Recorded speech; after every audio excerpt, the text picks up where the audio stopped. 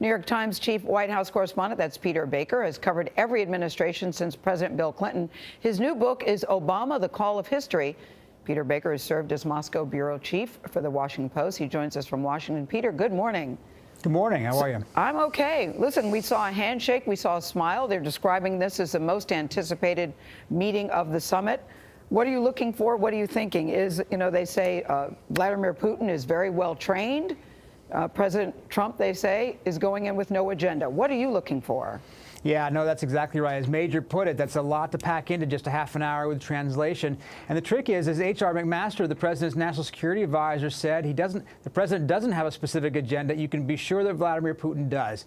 And when he starts talking, it could last the entire half hour. President Putin has a way in these meetings of sort of dominating the conversation, lecturing sometimes, monologuing, filibustering.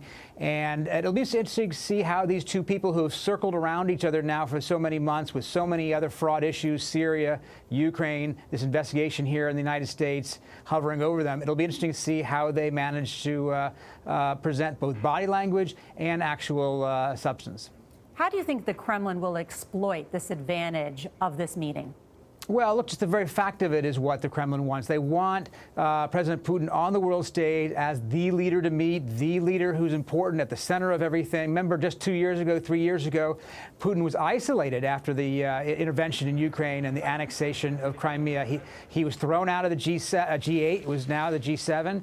He was left on the sidelines of a G20. Nobody really wanted to talk to him. Now he's the man in the middle. That's exactly what the Kremlin wants. They want Russia to be the central player. Then how important is it for President Trump in the United States to show strength, given Russia's position? As you know, I mean, Russia and China denying that North Korea even launched an ICBM. Yeah, they come from such different worldviews. Russia reality is different than the reality for the rest of the world, and they will, take advantage of that. But you're right. I think that this is kind of a test of manhood. Both of these leaders, both President Trump and President Putin, they project masculinity. They are tough men. They value toughness in each other. One of the things I think we found with President Obama is that President Putin took his measure and decided he was not a particularly strong leader. That may or may not have been fair, but that was President Putin's conclusion. President Trump values more than anything, I think, sort of a chest thrust out kind of relationship with other leaders, and it'll be interesting to see how these two sort of go mano a mano if they do. So, Peter, might there be less chest thrusting then in a potential meeting with Xi Jinping? And is there ground to come together on when it comes to North Korea, the U.S. and China? Yeah, that meeting is a different kind of meeting, right? President Trump made friends with Xi Jinping in Mar-a-Lago. He professed again and again what a good guy the Chinese president was, because he was hoping he would help pressure North Korea to stop its sort of provocative missile tests. And so far that hasn't worked. And you've seen now President Trump a couple times on Twitter say, well, we tried, it didn't work, now we'll see what happens.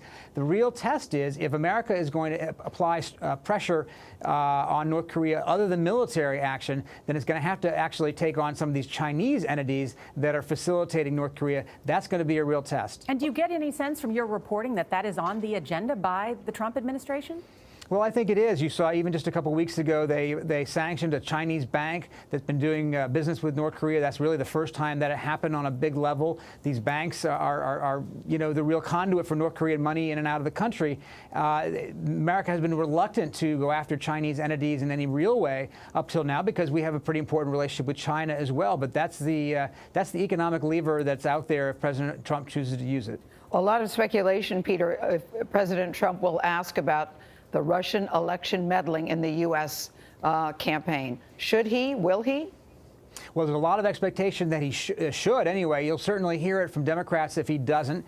He said just yesterday that he cast doubt once again on whether it really happened. He said, I think it was Russia. I think it could have been other places. Nobody knows for sure. Remember, the intelligence agencies got Iraq wrong, and really Obama should have done something about it anyway. Is it a sign of weakness if he doesn't, Peter? I think Putin would take it that way, certainly so would the Democrats here at home. That in fact, to allow Russia to do what it did in last year's election without confronting Vladimir Putin about it face to face would be a rather striking decision on President Trump's part. All right, Peter Baker, we're all watching. We thank you very much for joining us this morning. Thanks very much. Really appreciate it.